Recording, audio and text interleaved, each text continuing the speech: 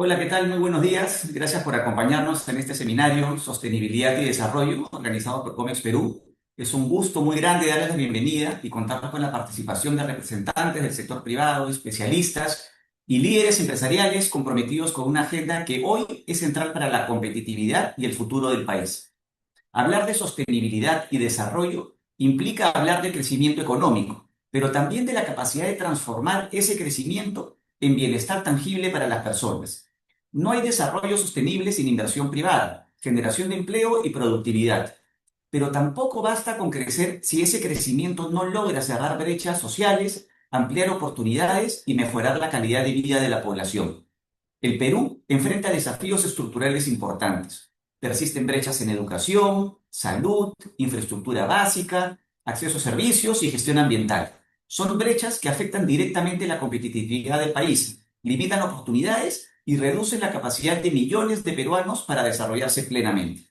En educación, por ejemplo, menos de un tercio de estudiantes alcanza niveles satisfactorios en comprensión lectora y matemática.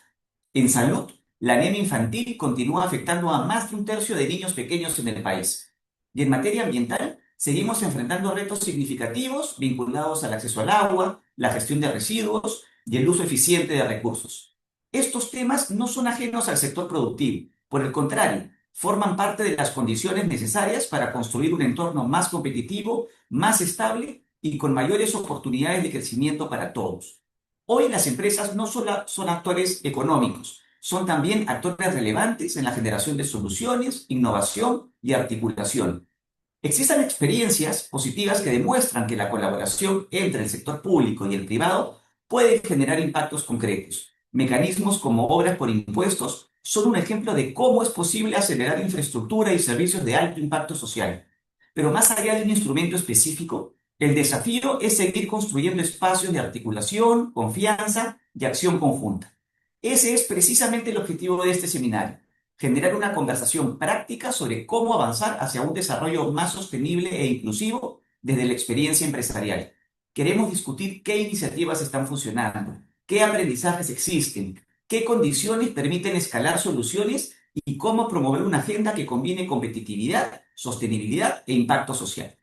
Iniciaremos con la charla magistral de Jaime García, director regional para Latinoamérica de Social Progress Imperative, quien nos presentará los principales hallazgos del Índice de Progreso Social 2026 y nos ayudará a entender dónde se encuentra hoy el Perú, qué avances hemos logrado y cuáles son las brechas que aún persisten.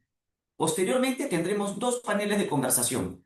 El primero enfocado en el rol empresarial en el cierre de brechas sociales y el segundo dedicado a la agenda ambiental del sector productivo. Finalmente, queremos agradecer de manera especial a nuestros auspiciadores, Alicorp, Cerro Verde, Claro Perú, Saudio Perú y Virú Group, por su confianza y por hacer posible este espacio de diálogo. Muchas gracias a todos por acompañarnos y damos inicio al programa. Adelante, Jaime, te cedo la palabra. Gracias, Jaime. Y bueno, buenos días a todos. Muchas gracias por la invitación y por el espacio. Voy a compartir mi pantalla para que podamos hablar, ver con datos, con gráficas, el cómo se encuentra Perú en términos del bienestar y del progreso social. Lo decía muy bien Jaime en la introducción. Cuando pensemos en Perú y el tipo de país que queremos construir, hay que pensar qué es un país exitoso. Normalmente y tradicionalmente siempre utilizamos, por supuesto, el crecimiento económico, el desarrollo económico. Eso es importante. Necesitamos una economía que se mueva, que avance, que genere empleo, que genere desarrollo. Eh, pero esto no es suficiente.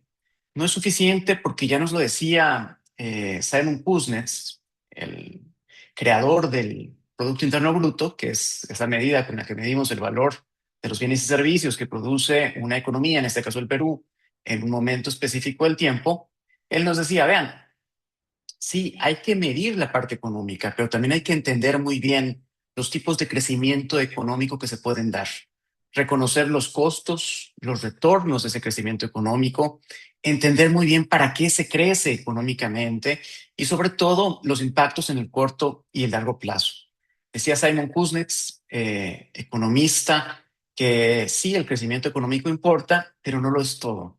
Ahora, en un mundo en el que tenemos acceso a diferentes datos, en donde todo se puede medir, hay que complementar lo que nos decía Simon Kuznets en la década de los 20 del siglo XX y empezar a utilizar datos que realmente nos ayuden a comprender las calidades del crecimiento económico que se está generando en un país y sus diferentes impactos. Así, nosotros desde el Índice de Progreso Social, desde Social Progress Imperative, recurrimos a esta frase de Joseph Stiglitz, de Amartya Sen, premios Nobel de Economía, y Jean-Paul Fitoussi, en decir, bueno, sabemos medir la parte económica, pero para la parte social y ambiental, que hoy es más que relevante para entender el éxito de los países, necesitamos mediciones adecuadas que nos ayuden a impulsar las acciones que queremos realizar para impactar en esas dimensiones.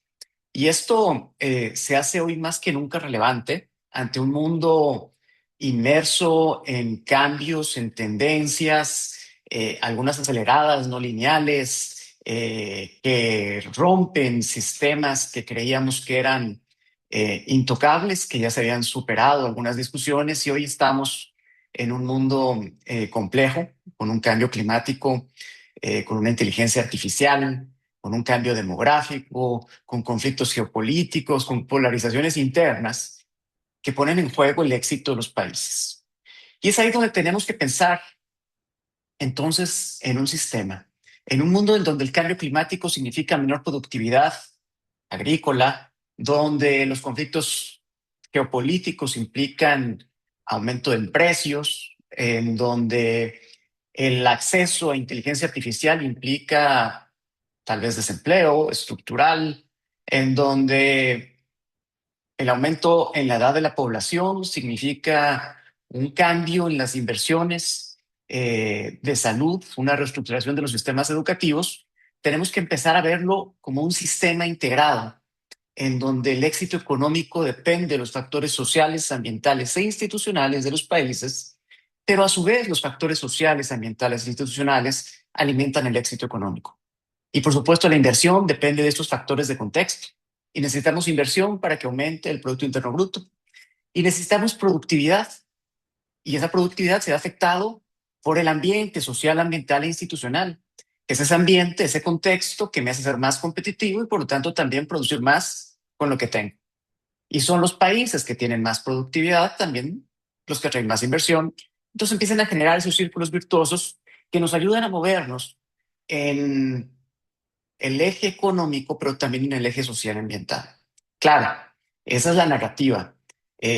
Por supuesto, tenemos que pasar más allá, pensar en datos, porque como dice Edward Deming, ingeniero, autor de la reestructuración japonesa después de la Segunda Guerra Mundial, dice, bueno, sin datos eres otra persona con una opinión. Y también con esto en mente, a partir de la gran recesión del 2008-2009, donde se replantean estos conceptos, estos y grandes líneas de pensamiento para la estrategia a nivel país, pero también a nivel empresarial, es que Michael Porter, de la Universidad de Harvard Business School, padre del índice de competitividad global, de la teoría de los clusters, de la estrategia competitiva, de la creación de valor, junto con el profesor Scott Stern del MIT, experto en innovación, y el profesor Roberto Artavia del CAE Business School, experto en desarrollo sostenible, desarrollan el índice de progreso social, un indicador que busca complementar los indicadores económicos, que solo mide factores sociales y ambientales, que se enfoca en resultados y no en esfuerzos. No se mide cuánto se gasta en salud o en educación, se buscan los resultados de esa inversión con un modelo integral y holístico para todos los países para poder identificar benchmarks y buenas prácticas a nivel internacional, pero también con la idea de tener un instrumento aplicable que sirva para la toma de decisiones, que no se quede en un documento académico, sino que sea una herramienta que nos ayude a entender cómo estamos y hacia dónde vamos. El índice se calcula desde el 2013 para 170 países.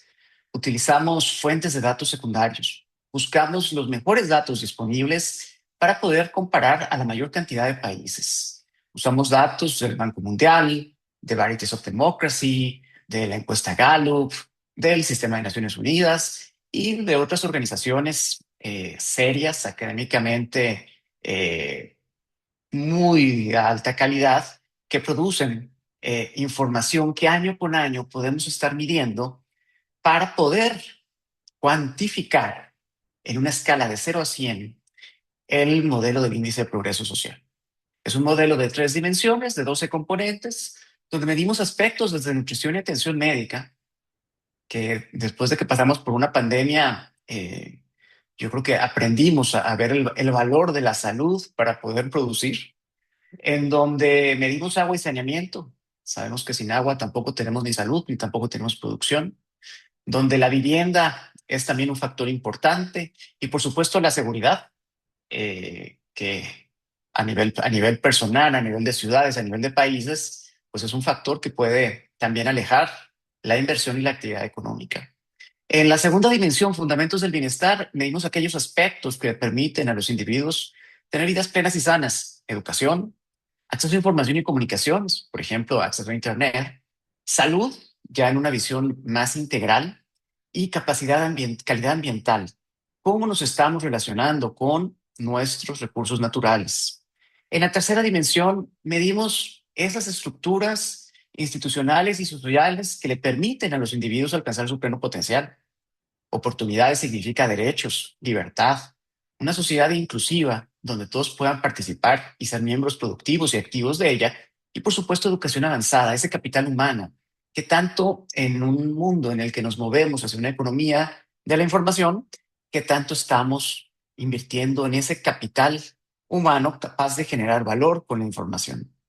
Bueno, con ese modelo, 3 dimensiones y 12 componentes, aplicando métodos con análisis de componentes principales, métodos econométricos para la estimación y tratamiento de los datos, transformamos estos 57 indicadores que van desde desnutrición, acceso a agua potable, por ejemplo, violencia interpersonal, donde va más allá de homicidios, donde medimos acceso a Internet, pero también la calidad del gobierno en línea, donde medimos, por supuesto, corrupción, medimos la calidad de la investigación académica que se realiza, contaminación del aire. Esos 57 indicadores me generan 12 subíndices que van de 0 a 100.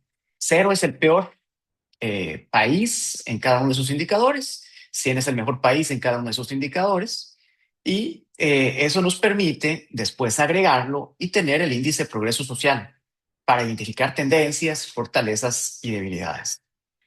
Tenemos datos desde el 2011 y el mundo ha ido subiendo en progreso social. Hemos mejorado. Empezamos con 58, 86 puntos. Durante la pandemia nos estancamos. Todavía no nos recuperamos plenamente. Podemos decir que estamos en una recesión de progreso social, un estancamiento. Esperamos que en la próxima medición que estaremos presentando a inicios del próximo año, pues ya podamos ver una recuperación. Hoy por hoy el mundo está en 63,75 puntos, digámoslo a media tabla. Por supuesto, cuando lo vemos por países, el mapa cambia, la visión cambia. Hay países que lo han hecho bien, particularmente esos que están con un nivel muy alto, un nivel azul oscuro en el mapa: países escandinavos, Alemania, Reino Unido, Australia, Japón, Suiza, digamos los sospechosos de siempre, los que siempre están destacando en los indicadores de desarrollo humano, de competitividad, de calidad de la educación, calidad de los sistemas de salud. En un segundo nivel, con ese azul cielo, con un nivel alto, encontramos Estados Unidos, Canadá, el resto de los países europeos: España, Italia, Portugal, países de Europa del Este, y aquí en América Latina aparece Brasil por primera vez en este nivel, Uruguay, Argentina, Chile, Panamá y Costa Rica. Vemos que en América Latina, en nuestra región, el resto de los países está principalmente con niveles medios, medio altos y medio bajos, y en el caso del Perú, y ahorita vamos a profundizar, bueno, se encuentra con un nivel medio alto. Las grandes brechas se encuentran sobre todo en África y en Asia. Claro, cuando uno ve este indicador dice, bueno, hay una relación entre ingreso económico y progreso social. Y sí, es cierto, la existe, la hay, y es de este tipo, que los economistas le llamamos una relación con rendimientos decrecientes. Necesito dinero para crecer, eso es claro, para crecer en lo económico, para crecer también en el progreso social. Y esto es particularmente cierto en los países con renta nivel baja, en esta parte de la curva, donde están los países en rojo y en naranja. Pero a medida que aumento mi nivel de ingreso, que voy cubriendo ciertas necesidades básicas que puedo comprar, dar el siguiente paso a los niveles más altos, tanto de ingreso como progreso social, requieren de más esfuerzo. Hay cosas que no se pueden comprar, que requieren mejores estrategias, que requieren modelos de innovación, contratos sociales, otro tipo de situaciones, de intervenciones que me permitan ser más eficiente en la transformación del crecimiento económico en calidad de vida. Y es algo que no todos los países han podido resolver. Hay algunos que tienen bastante nivel de ingreso, por ejemplo Guyana, pero con una calidad de vida de un país de renta baja o muy bajo, según los grupos de control de ingreso del Banco Mundial. ¿Cómo se encuentra Perú? A ver, en América Latina, el ranking es el siguiente. Chile ocupa la posición 36, seguido de Uruguay y Costa Rica, 37 y 39 respectivamente. Perú se encuentra en el lugar 82, con 15.666 dólares de PIB per cápita ajustado por paridad de compra para poder comparar entre diferentes economías, ajustando por la diferencia en precios. Vemos que se encuentra pues, prácticamente empatado con Paraguay, con República Dominicana y también con Ecuador.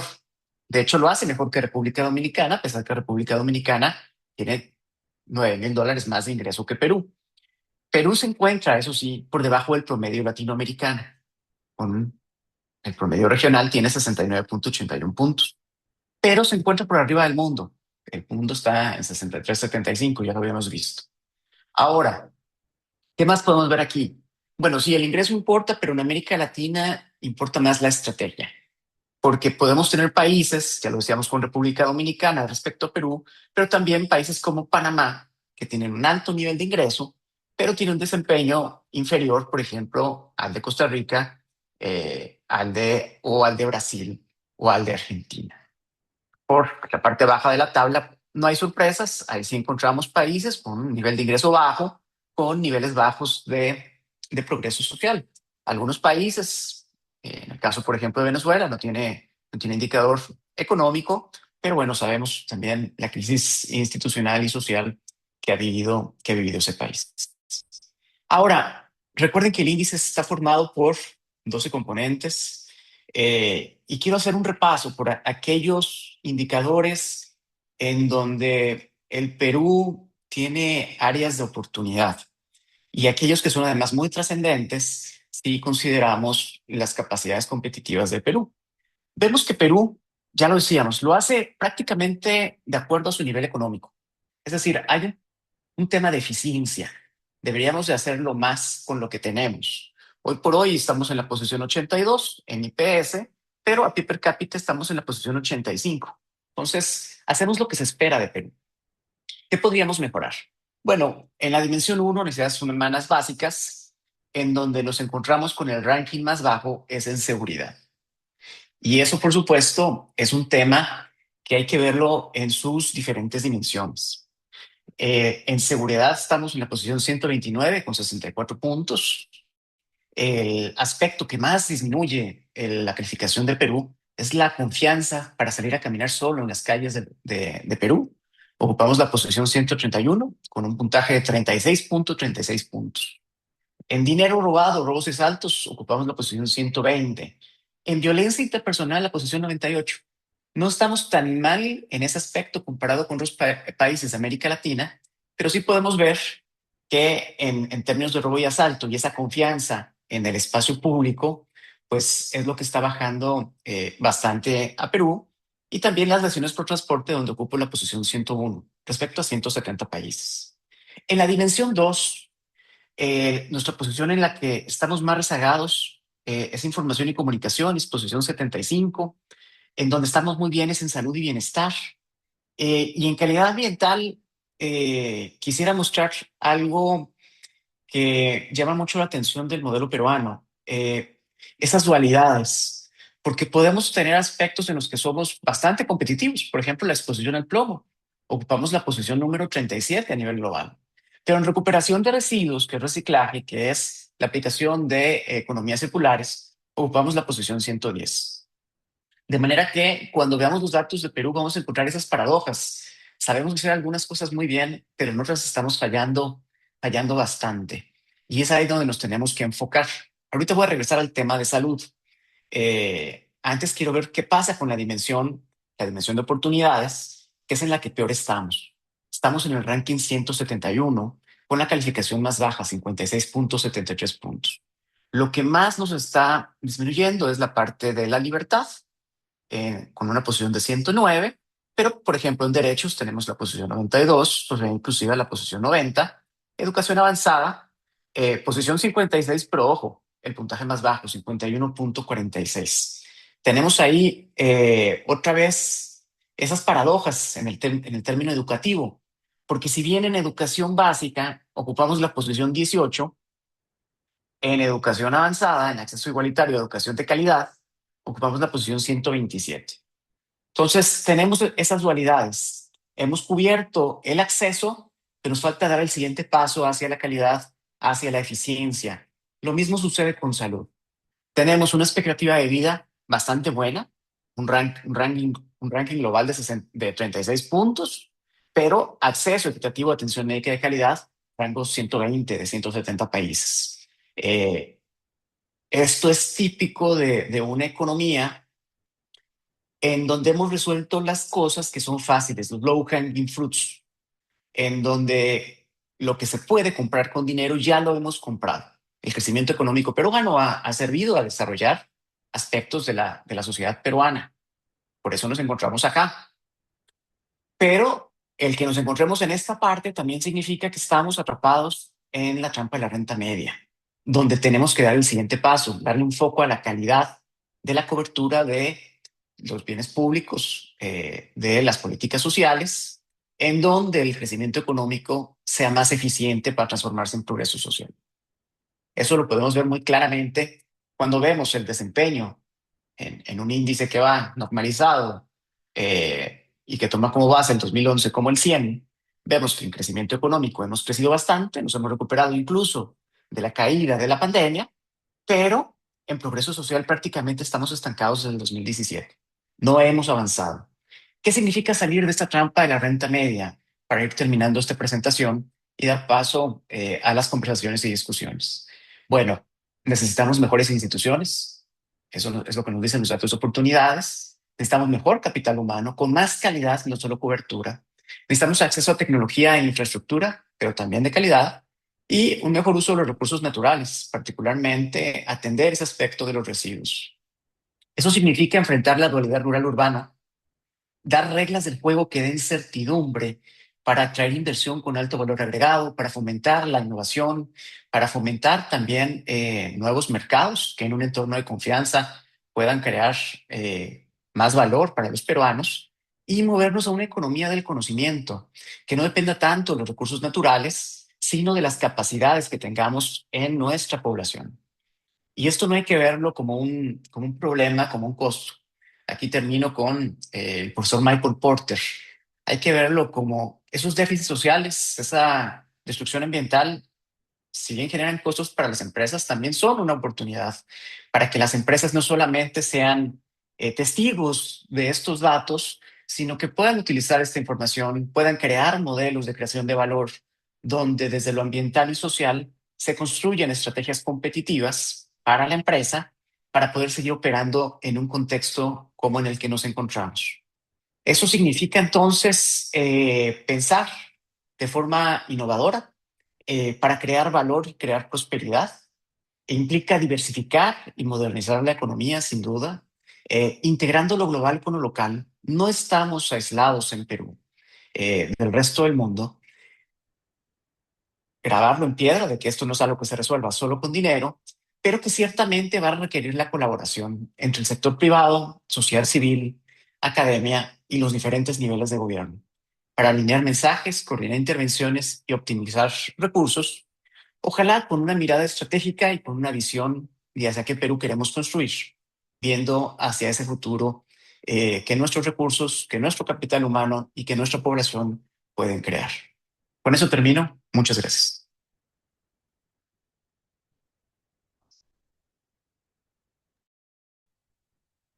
Gracias, Jaime, por el análisis. Nos deja una fotografía clara de dónde está el Perú y sobre todo de dónde están las brechas que más pesan sobre la calidad de vida de las personas. Con este diagnóstico damos punto de partida para nuestro primer bloque, en el cual abordaremos cómo el sector privado puede aportar a la mejora en el acceso a la educación, a la salud y a la conectividad. Para eso tenemos la suerte de contar con tres voces que conocen muy de cerca estos temas. Nos acompañan Jonathan Golergand, rector de la Universidad Tecnológica del Perú, Víctor Guevara, gerente de políticas en salud e innovación de Roche Pharma Perú, y Luciana Carabedo, directora de Relaciones Institucionales de Claro Perú. Les pido por favor puedan encender sus cámaras y micrófonos para empezar.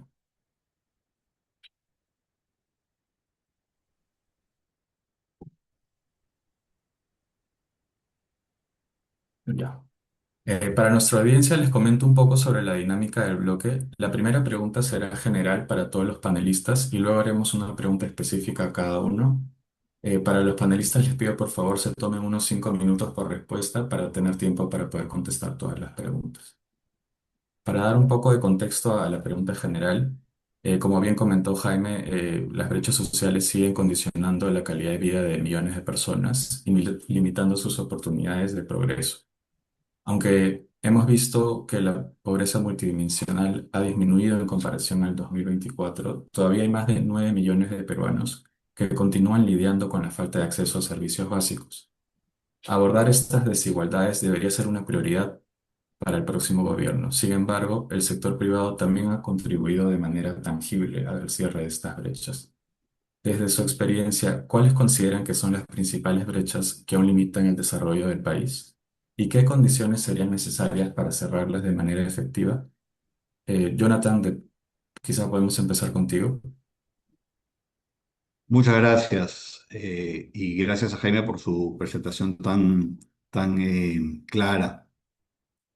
Bueno, él ha enumerado algunas de las brechas, ¿no es verdad? Yo creo que se podrían sintetizar en un gran concepto. Yo creo que la principal brecha que afrontamos es la desigualdad de oportunidades, ¿no? El lugar donde nace una persona todavía determina, o no sé si la palabra determina es muy radical, pero digamos, en buena medida condiciona sus posibilidades de desarrollo, ¿no?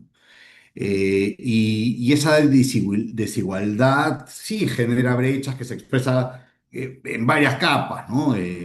Acceso a eh, desigual, como decía bien Jaime antes, a educación de calidad, eh, brechas digitales, informalidad laboral y sobre todo una enorme diferencia entre Lima y muchas de las regiones.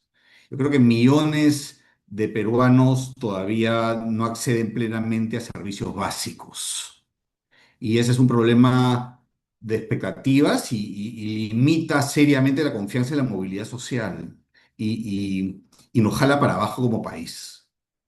Eh, yo creo que, a ver, desde nuestra experiencia en UTP, sí vemos que la educación superior puede ser un mecanismo sumamente potente para romper esas brechas, para de alguna manera darles la vuelta, ¿no? Especialmente cuando uno focaliza sus esfuerzos en estudiantes de primera generación universitaria porque, porque muchos de nuestros alumnos en el sistema peruano son eh, primeros profesionales potenciales en su familia, digamos, ¿no?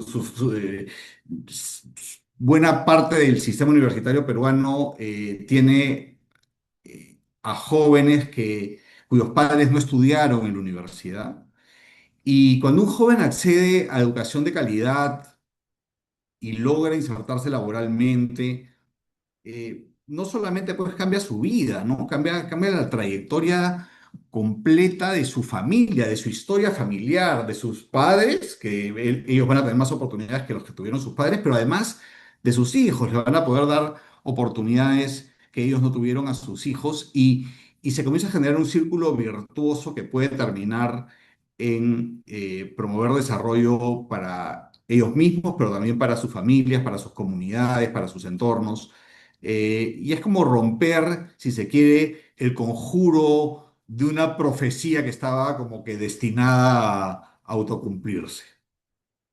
Pero como bien decía Jaime en la presentación, yo creo que para cerrar las brechas no basta con ampliar la cobertura, hay que asegurar calidad, pertinencia, acompañamiento. Y entonces la educación debe conectar con las necesidades reales del país y del mercado laboral. Debe, por supuesto, incorporar habilidades digitales, pensamiento crítico, innovación y formación ciudadana. Eso es algo que, digamos, es fundamental para desarrollar ese capital social de confianza en las instituciones que necesitamos como país. Y y además, como los estudiantes no necesariamente tienen referentes, debemos acompañarlos, ¿no es cierto? Acompañarlos a nuestros estudiantes en esa transición en la vida universitaria y entre la vida universitaria y el empleo, porque no tienen a quién voltear y preguntarle, ¿no? Entonces, estar ahí con ellos, ser aliados, que su éxito sea nuestro éxito y su fracaso de alguna manera también nuestro fracaso, creo que es importante. Y, y también es fundamental descentralizar las oportunidades, ¿no es cierto? Tenemos el talento, como siempre se dice, distribuido en todo el Perú, pero las oportunidades no siempre lo están, ¿no? Y cuando llevamos educación de calidad a regiones y ayudamos a evitar que el desarrollo siga concentrándose en pocas ciudades, realmente hacemos una diferencia importante. Eh, de hecho, en UTP lo tratamos de hacer siempre cuando llegamos a diferentes regiones del país y abrimos oportunidades que no existían antes ahí. Cuando llega la universidad, en este caso UTP, a una región, transforma la región.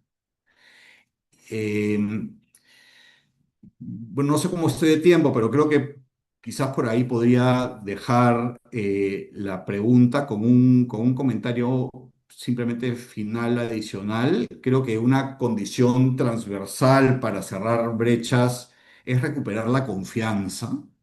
O sea, confianza en las instituciones, confianza en que el esfuerzo vale la pena, confianza en que el Perú puede generar oportunidades reales para sus jóvenes.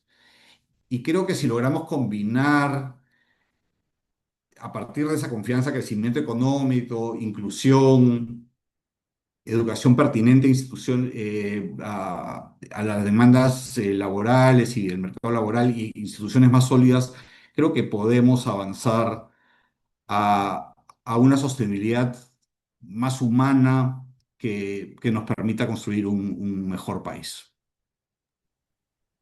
Muchas gracias, Jonathan. Seguimos con Víctor, por favor. Bueno, gracias. También me uno al agradecimiento por la invitación y por la exposición de Jaime, que ha sido muy ilustrativa. Eh, o sea, quisiera empezar diciendo que para nosotros como empresa farmacéutica global, el impacto en las comunidades es parte indispensable, parte esencial del modelo de negocio. ¿No? No lo concebimos simplemente como un acto de responsabilidad o de apoyo filantrópico, sino que pensamos que es necesario justamente en el marco de la discusión que presentó Jaime antes, ¿no? Que es digamos, no puede haber crecimiento económico, y eso incluye, no puede haber crecimiento de las empresas, si no hay también un desarrollo del país o de la comunidad donde se desarrollan esas actividades. Entonces, yo quisiera empezar contando una pequeña historia, ¿no? Hace unos pocos años nosotros encargamos un estudio sobre la ruta de las pacientes con cáncer de mama en el Perú. en el sistema público.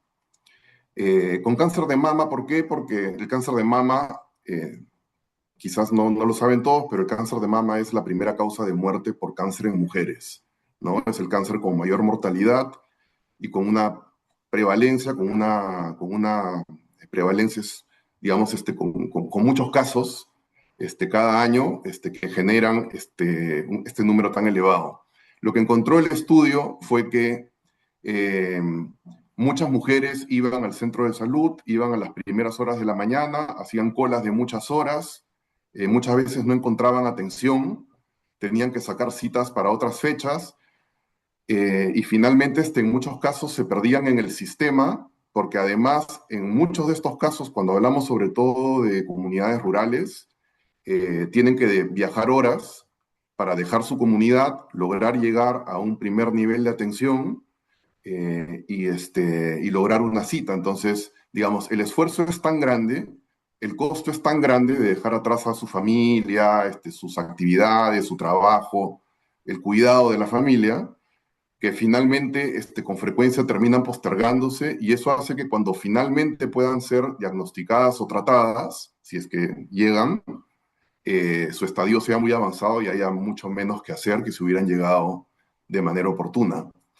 Eh, pero quiero enlazar también esta historia con lo que nos mostró Jaime hace un momento, y es, no es lo mismo llegar a la atención, tener acceso a la salud para una mujer que se atiende en el sector privado o que vive en Lima, que para una mujer que vive en una comunidad rural, que no tiene educación formal, que no tiene vías de comunicación que le permitan llegar fácilmente hasta un centro de salud, ¿no? Entonces ahí vemos un primer problema y quizás el mensaje que quiero instalar aquí es que efectivamente podemos hablar de salud y cuando hablamos de salud y cuando hablamos de mujeres con falta de acceso a diagnóstico y tratamiento, estamos hablando de toda esta situación de pobreza que tiene muchas dimensiones. Y un dato también a continuación que quiero traer es un dato de COMEX mismo, ¿no? COMEX en un informe menciona que el 96% de centros de primer nivel de atención no tienen infraestructura ni equipamiento adecuado. Entonces, cuando preguntábamos cuáles son las brechas, creo que, digamos, independientemente del sector en el que estemos, hablaron antes de agua y saneamiento, hablamos de educación, en el caso de salud no es la excepción, hay un déficit de infraestructura muy grande. Pero a esto quisiera añadir dos ideas. La primera es que podemos tener infraestructura inclusive o equipamiento, pero muchas veces esta infraestructura o este equipamiento no está diseñado de manera adecuada para las necesidades del lugar. En el sector vivienda, por ejemplo, yo trabajé en vivienda hace unos años, encontrábamos que había plantas de tratamiento gigantes en zonas donde había una población pequeña, ¿no? Entonces, que tengamos infraestructura no garantiza que tengamos acceso a un servicio efectivo, ¿no? Necesitamos otro conjunto de criterios para lograr que la infraestructura y que el equipamiento sean servicio efectivo para la población. Y la segunda idea es, necesitamos también algo que a veces subestimamos y que puede ser tan o más importante que la infraestructura, que es necesitamos que los actores que tienen que prestar ese servicio se articulen.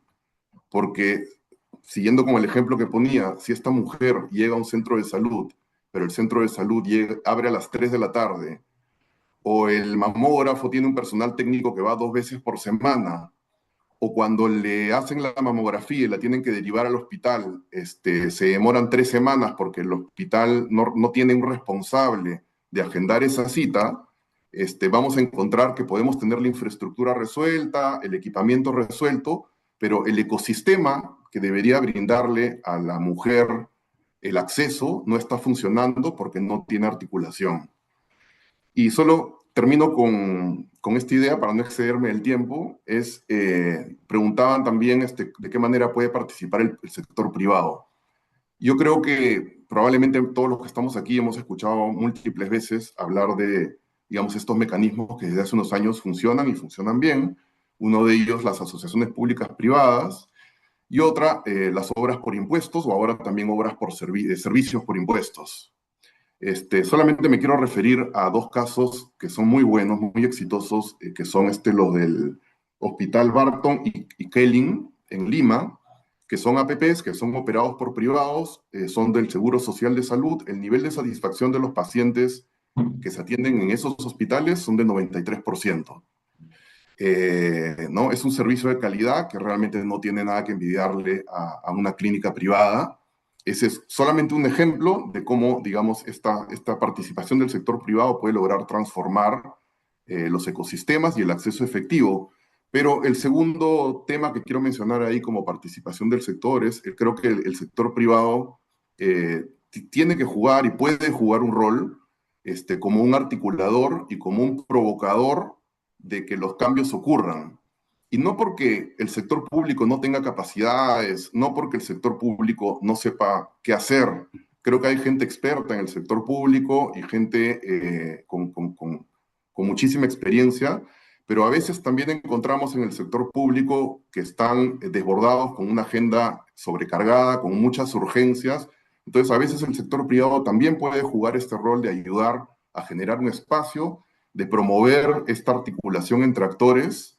Y bueno, de momento lo dejo ahí, pero esos dos puntos quería añadir. Gracias. Muchas gracias, Víctor, por tus aportes. Ahora, Luciana, por favor, para cerrar la primera ronda. Sí, Samir, muchísimas gracias. Muy buenos días con todos y con todas. Antes de empezar, sí quería agradecer a Jaime García por su presentación. La verdad es que me quedo con esta frase de que el progreso real ocurre cuando el crecimiento se traduce en bienestar de las personas. Y de eso se trata, ¿no? Y respondiendo a la pregunta y hablando de sostenibilidad en el Perú, para mí es hablar necesariamente de cómo reducimos brechas, como bien lo dijo Jaime. Y una de las principales conclusiones del estudio de Jaime es eso, ¿no? Que el crecimiento económico por sí solo no garantiza el bienestar ni el desarrollo sostenible, y que además el estudio muestra que tenemos grandes desafíos en acceso y, como bien lo dijo, a educación, bienestar, seguridad, oportunidades, y en el fondo las brechas que limitan la sostenibilidad tienen que ver con algo muy concreto, que es qué tan fácil o difícil es para las personas acceder a oportunidades que puedan mejorar esa calidad de vida, ¿no? Y en este contexto, puntualmente quiero hablar sobre las telecomunicaciones y cómo cumplen un rol fundamental. Probablemente creo que estamos frente a uno de los servicios que más rápidamente ha contribuido a cerrar brechas territoriales y sociales en el país. Hoy la conectividad se ha convertido en el sistema nervioso de una economía moderna. Sin telecomunicaciones, la información no circula, los servicios se paralizan y sobre todo las oportunidades simplemente no llegan. Y a veces no somos plenamente conscientes del rol que cumplen las telecomunicaciones hasta que pensamos en algo muy simple. Cuando hicieron la pregunta, yo me preguntaba ¿cómo sería un día completo sin internet y sin conectividad hoy? Solamente pregúntense eso por unos segundos y prácticamente hoy todo pasa por ahí, ¿no? Como bien veíamos en el estudio, una de las grandes oportunidades es en educación. Se necesita la conectividad para los pagos, para el transporte, la salud, como bien mencionaban, el trabajo, la seguridad, que era uno de los temas más relevantes, como bien decía Jaime, de Bienestar 1, que es uno de los puntos que tenemos más oportunidades. ¿Y eso qué te demuestra? Que las telecomunicaciones hoy ya no son un servicio más, son infraestructura esencial para el funcionamiento del país y sobre todo para la productividad y desarrollo. Y hace unas semanas leí unas cifras de Ocitel donde decía que el 96% de hogares peruanos cuenta hoy con acceso a internet fijo o móvil. En zonas rurales ha pasado de un 41% en el año 2019 al 25% a un 86%. O sea, estamos diciendo que hoy el 96% de peruanos tienen acceso a un celular. Y esta cifra es relevante porque demuestra cómo las telecomunicaciones han logrado niveles de alcance y expansión muy altos en el país. Incluso está llegando a zonas donde históricamente no tenemos acceso a otros servicios básicos como el agua, como la luz, el gas. Y esto gracias al trabajo articulado, y acá sí quiero decir algo que han mencionado anteriormente, la articulación entre el Estado y el sector privado. Y estos mecanismos que se impulsan desde el gobierno, como por ejemplo el canon en el sector telecomunicaciones. Hoy hemos logrado llevar conectividad a más de 3.000 localidades rurales alejadas del país, en donde hemos llegado y donde tal vez en muchas de ellas no hay agua. Y eso demuestra que cuando existe esta articulación y esta visión a largo plazo, sí es posible acelerar inclusión y cerrar brechas. Pero hoy el desafío ya no es únicamente seguir expandiendo infraestructura. Creo que estamos en un momento de aprovechar esa infraestructura para poder generar mayor impacto en educación, productividad, salud, desarrollo local. Las antenas, y hablando del sector nuevamente, ya están en muchos territorios. Ahora, ¿cuál es el reto? ¿Cómo logramos que esa conectividad se traduzca en más oportunidades para las personas? Y ahí aparece un desafío más amplio todavía: impulsar habilidades digitales, acceso a dispositivos, adopción a tecnología, mecanismos que nos permitan maximizar el valor social y económico de la conectividad para ir creando una economía de conocimiento, como decía Jaime, ¿no? Porque la sostenibilidad también implica eso: asegurar que la infraestructura genere bienestar y desarrollo tangible para los ciudadanos. Y una lección importante es que el desarrollo sostenible no se construye solamente desde un actor. Necesitamos trabajar articuladamente entre el Estado, la empresa privada, la academia y la sociedad civil. Porque al final la sostenibilidad no se trata solamente de un crecimiento económico, como bien dijeron. Se trata de que más personas puedan acceder a oportunidades reales y a desarrollo y a bienestar, como bien lo decía Jaime. Gracias, Luciana. Me dio puntos muy importantes. De hecho, el tema de la articulación entre el sector público, el sector privado y la academia es importante sin importar cuál es el sector o cuál es la brecha que se está intentando cerrar. Y también es importante el diseño de la infraestructura, el equipamiento, la oferta educativa, ¿no? El tema es que tiene que atender a las necesidades reales, ya sea del mercado, de los jóvenes, de las comunidades. Pasando a la siguiente ronda, empecemos contigo, Jonathan. De acuerdo con la OECD, en el Perú el 20% de los jóvenes no estudia, no trabaja ni recibe formación, una proporción que evidencia un reto importante de inclusión educativa y laboral. Este indicador no solo refleja desempleo, sino también dificultades en la transición de los jóvenes hacia trayectorias formativas y oportunidades de empleo de calidad. Desde la UTP, ¿qué aprendizajes han identificado sobre las barreras que enfrentan estos jóvenes que desean estudiar o trabajar y cómo podría la educación superior responder mejor a estas necesidades? Sí, a ver, yo creo que eso de que uno de cada 5 jóvenes son ninis, o sea, ni estudian ni trabajan, es sumamente preocupante. Creo que en buena medida eh, hay un problema de acceso, o sea, que es real y que tiene que ver con el hecho de que no siempre en todas las regiones del país hay oportunidades para estudiar educación superior. De hecho, eh, nosotros estamos en 15 regiones y parte importante de lo que hacemos tiene que ver con eso, con identificar que en algunos lugares no hay posibilidades para los jóvenes y llevar educación de calidad, educación superior de calidad a esas regiones realmente transforma a la región. Eh, Ahora, es incluso pensando ya en lo que el sector privado puede hacer, un poco en el marco de lo que Jaime planteaba antes en su presentación con el modelo de valor compartido de Porter, ¿no? Se pueden hacer cosas importantes para cerrar esas brechas. De hecho, la presencia en más lugares del país es fundamental. Pero después, miren, no sé si ustedes están familiarizados con los COAR. Los COAR son los colegios de alto rendimiento en el país. En cada región hay un COAR.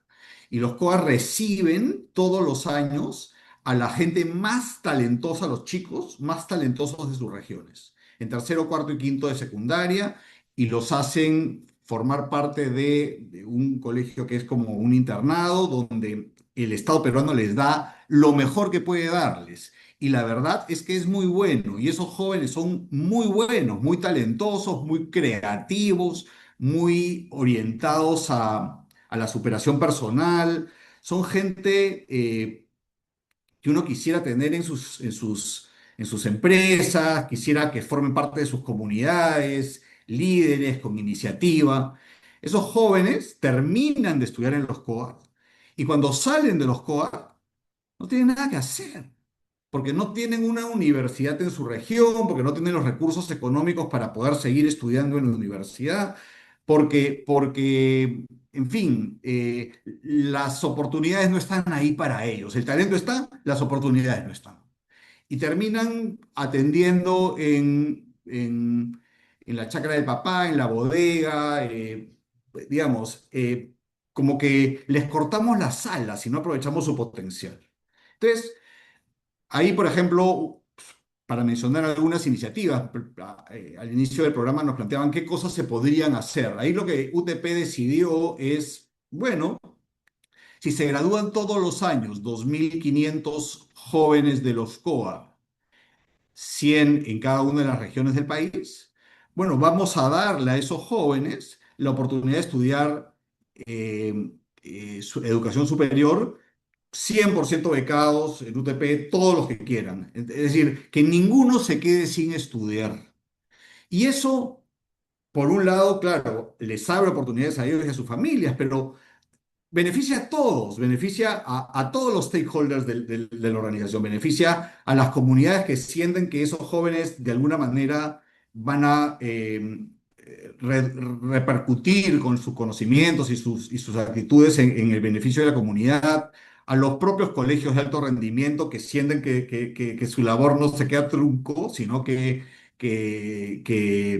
digamos, trasciende. A las familias de estos jóvenes, a la propia universidad, a la UTP, que se beneficia de jóvenes talentosos que después van a seguramente ocupar lugares importantes en el mercado laboral, a las empresas peruanas que no ven cómo el talento se frustra sus expectativas, sino que se desarrolla.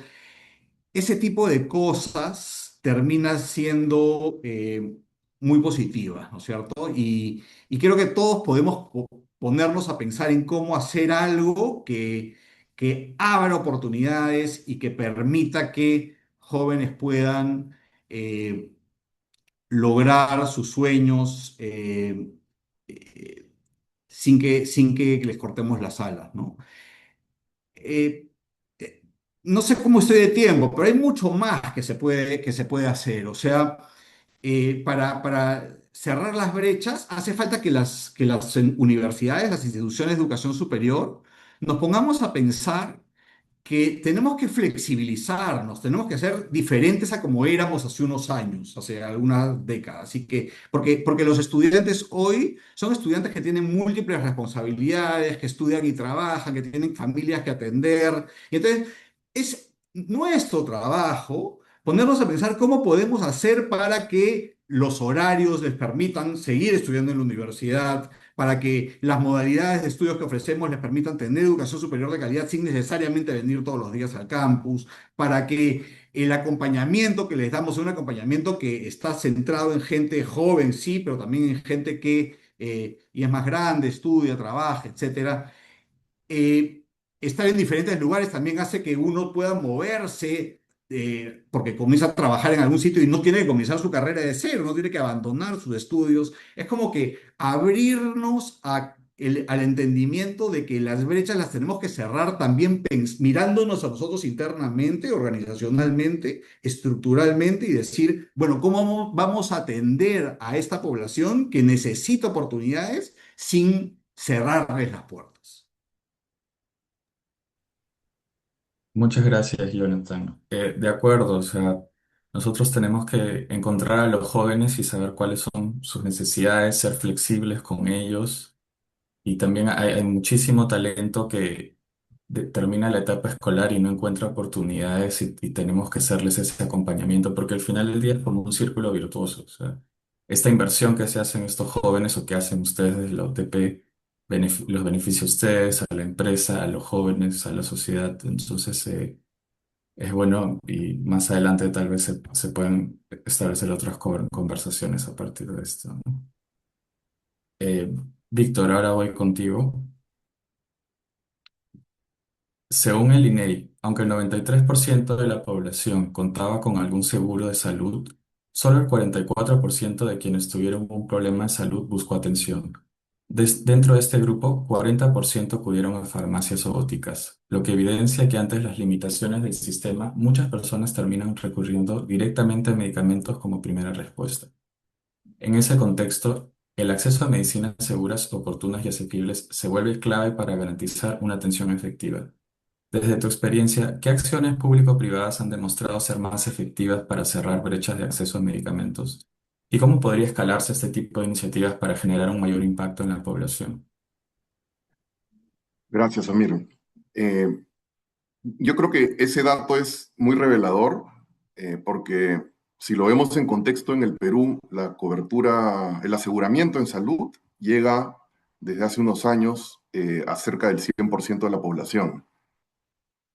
El tema es que esta cobertura y este aseguramiento es nominal, ¿no? En la realidad, ese aseguramiento no funciona, ese aseguramiento no cubre, no significa, no se traduce en acceso efectivo. Entonces, cuando uno escucha esto de el 40% de personas va directamente a la farmacia, lo cual además creo que todos sabemos es un problema de salud, ¿no? Uno se automedica y se puede terminar generando problemas mayores aún. Sin embargo, termina siendo la decisión racional, porque estamos hablando de una población que si va por el camino formal, institucional, lamentablemente pasa todo lo que estaba comentando en la intervención anterior, que es llegas a un sistema que lamentablemente en muchos casos no resuelve el problema. Entonces, en realidad este tema del 40% es más un síntoma de un problema que es mucho mayor. Y ahí, quizás para seguir un poco con el tema de cáncer de mama que había hablado, porque me parece que es importante, si miramos cifras oficiales que son presentadas tanto por el Ministerio de Salud como por el Seguro Social, ellos dicen 70% de las mujeres diagnosticadas son diagnosticadas en estadios avanzados. Diagnosticar a una mujer en estadio avanzado significa que la mujer tiene menos posibilidades de lograr una curación, pero significa también que es un costo mayor para el Estado, ¿no? Cualquier país de referencia que ha avanzado en la lucha contra el cáncer es por dos cosas, porque ha logrado prevenir cuando es posible, como por ejemplo en el caso de cuello uterino con la vacunación, como por ejemplo en el caso de cáncer de mama con mamografías y chequeos anuales dentro del rango de edad, está logrando diagnosticar de manera temprana y está logrando tratarlas también de manera oportuna. En el Perú estamos justo al revés. Se ha avanzado algunas cosas en los últimos años, pero ahorita la foto es dramática. Entonces, en muchos casos, este 70% que llega a estadios avanzados no es porque en algunos lugares hay mamógrafos, pero a pesar de eso, no están siendo usados. No hay información adecuada para que sepan en dónde se pueden atender. Hay estos problemas de derivación, esta desarticulación del ecosistema de la cual estaba hablando, ¿no? Entonces, de nuevo, ¿no? Reiterando un poco lo que decía en la primera intervención, solemos pensar que esto es un problema de infraestructura. Sí, hay un problema de infraestructura, pero también hay un problema de articulación y un problema de una gestión que haga que las cosas funcionen. Se puede lograr un tremendo impacto con eso.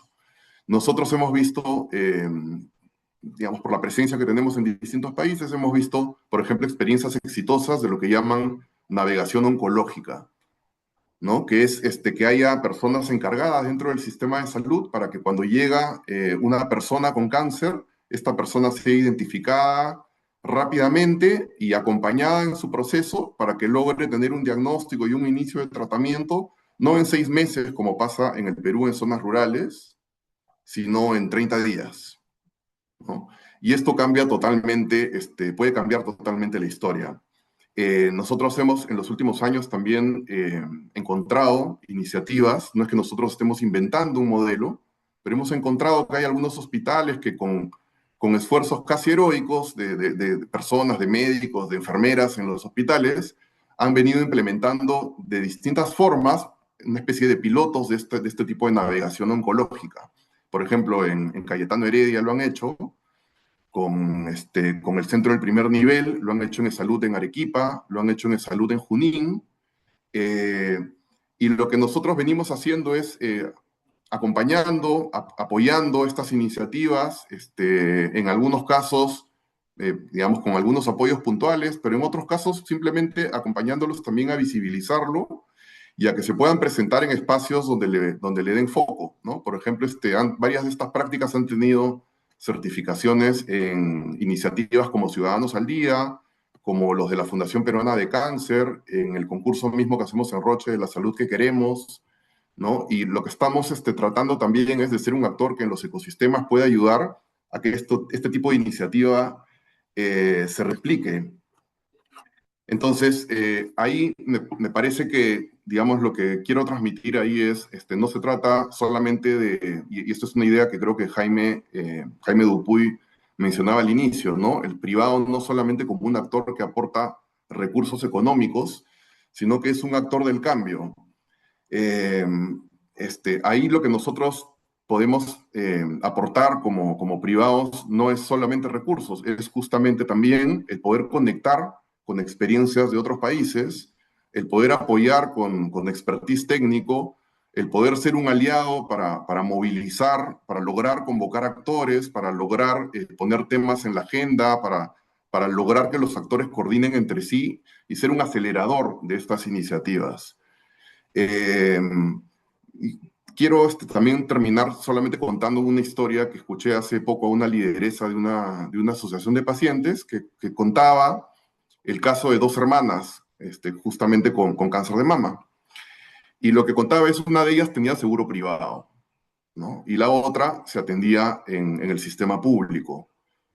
Cuando las diagnosticaron, la del sistema privado consiguió atención, la otra en el sistema público tenía todas estas demoras en los tiempos de atención para el diagnóstico y para el tratamiento. La hermana que se atendía en el sistema público le dice a la hermana del sistema privado, atiéndete, sálvate tú. Lamentablemente, la hermana que se atendía en el sistema público murió, la otra hermana vive, ¿no? Son dos hermanas, digamos, el mismo código genético, la misma historia familiar, el mismo país, lo que cambia son los ecosistemas, ¿no? Un ecosistema que funciona bien, un ecosistema que no está logrando resolver el acceso a la salud, y creo que nosotros nos vemos como socios, creo que todos nos podemos preguntar en ese sentido qué lugar tenemos en la mesa para lograr movilizar que el ecosistema de nuestras comunidades funcione mejor. Muchas gracias, Víctor. Luciana, para cerrar el bloque paso contigo. En el Perú, la brecha digital sigue limitando el acceso equitativo a oportunidades educativas, laborales y de servicios. El INEGI reporta que el 60% de los hogares cuenta con servicio de Internet, pero existe una marcada diferencia territorial. Mientras en Lima metropolitana el acceso alcanza el 78% y en el resto urbano el 63%. En el área rural solo llega el 23%. Desde la experiencia de Claro, ¿cómo se convierte la conectividad en un verdadero motor de inclusión? Uno que va más allá del acceso a Internet y abre oportunidades en educación, empleo y emprendimiento. Sí, gracias, Amir, por la pregunta. Desde Claro entendemos la conectividad como mucho más que acceso a Internet, ¿ya? La conectividad para nosotros tiene un valor cuando ayuda a una persona a aprender, a trabajar, a emprender, y con todo ello mejorar su calidad de vida. Y eso es especialmente importante en un contexto como el nuestro, donde todavía existen grandes brechas e importantes de acceso a oportunidades, como bien lo acaban de mencionar, Víctor. Pero hoy la conversación sobre inclusión digital ya no puede centrarse únicamente en acceso, ¿no? El gran desafío ahora es cómo logramos que las personas desarrollen capacidades, como lo decía anteriormente, para participar activamente de la economía y de la sociedad digital. Porque prácticamente todo pasa por la conectividad. Estudiamos, trabajamos, emprendemos, hacemos pagos, buscamos empleo y accedemos a capacitación desde herramientas digitales. Entonces, cuando una persona no tiene conectividad o no sabe cómo aprovecharla, también queda fuera de muchas oportunidades de desarrollo. Y justamente con esa visión, nuestra estrategia de sostenibilidad viene buscando que la tecnología genere oportunidades reales de crecimiento e inclusión. Y uno de nuestros focos está en acompañar el desarrollo digital de emprendedores y pymes, ¿no? Porque la competitividad de los negocios también depende de la capacidad para poder digitalizarse y les venimos brindando soluciones digitales integradas para poder fortalecer su operación, mejorar la comunicación con sus clientes, optimizar la gestión de su negocio, porque entendemos que muchas de estas pequeñas empresas dependían únicamente a veces de su ubicación física o de canales tradicionales. Y hoy una pyme puede vender por redes sociales, usar medios de pago digitales, acceder a nuevos clientes o gestionar su negocio desde un celular, ¿no? Y eso cambia completamente las posibilidades tanto de crecimiento para miles de emprendedores, y conociendo y entendiendo este ecosistema es que hemos desarrollado esta propuesta de valor para ellos, ¿no? Otro eje importante es la educación y el fortalecimiento de habilidades digitales. Y ahí tenemos una gran iniciativa que se llama Aprende con Claro, que cumple un rol bastante relevante. Es una plataforma gratuita de educación digital, académica y de capacitación en oficios, diseñada para que las personas puedan aprender a su ritmo, desarrollar herramientas útiles para la vida personal y profesional. Y aprovecho este espacio para que la puedan conocer. Aprende con Claro, en realidad en lo que va de este año, en estos últimos meses, ya tenemos más de 20.000 nuevos usuarios que vienen participando de esta plataforma. Y esto refleja una realidad importante, ¿no? Que el aprendizaje también pasa por la conectividad. Actualmente, 1 de cada 3 estudiantes universitarios en el Perú estudia en modalidad virtual o semipresencial. Y es por eso que creemos que acercar estas herramientas de formación y capacitación es una manera concreta de poder cerrar brechas, ¿no? Y otro proyecto también interesante que tenemos y que va en la misma línea con lo que es inclusión, sobre todo desde edades tempranas, es un proyecto que desarrollamos Empoderadas, un programa dirigido a hijas y familiares de todos los colaboradores de Claro, que va entre los 8 y 16 años, para acercar al mundo de las ciencias y la tecnología de una manera dinámica y práctica, ¿no? Este programa combina teoría, experiencias reales, pero que sobre todo que permita a las participantes interactuar con robótica, programación, a través de talleres interactivos, y ahí tenemos grandes aliados con los que hemos venido trabajando en Senati, en Educación Robotics, y lo venimos implementando tanto en Lima como en regiones, porque queremos también cerrar esta brecha de equidad en temas de, sobre todo, STEM, ¿no? Y esa hace una gran diferencia porque, como bien dijimos, la tecnología deja de sentirse lejana y se convierte en algo cercano, útil y posible para ellas, ¿no? Y para ir terminando, y ese también es el propósito que tenemos como Claro, ¿no? Utilizar la tecnología para poder mejorar la vida de las personas. Y creo que ahí está el verdadero valor de la conectividad. No en la tecnología por sí sola, sino en cómo permite construir puentes, oportunidades, inclusión y más posibilidades para el desarrollo para millones de personas y millones de peruanos. Muchísimas gracias.